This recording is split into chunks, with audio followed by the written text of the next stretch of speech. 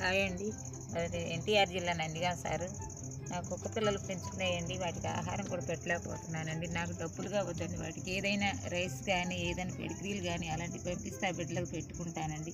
ఇవాళ నేను భోజనం కూడా పెట్టలేకపోయానండి వాళ్ళకి మధ్యాహ్నం పూట.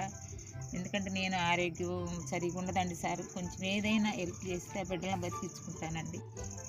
20 కుక్క పిల్లలు ఉంటాయండి నాకు. తల్లులతో సహా 30 కుక్క పిల్లలండి నాకు.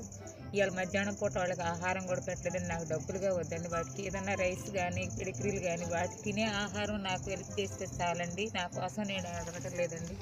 చాలా బీదరాలండి నేను. ఆరోగ్యం సరి ఉందండి. నాకు ఒక కిడ్నీ కూడా లేదు సార్. ఎందుకంటే అవి నోరు లేని బిడ్డలని నేను మిమ్మల్ని ఇంతగానో హెల్ప్ చేయమని నేను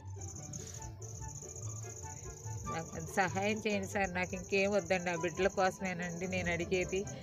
వాళ్ళు చెట్టు కిందే ఉంచుతున్నా సార్. చలికి చచ్చిపోతున్నాయండి బుడ్డ పిల్లలు సార్.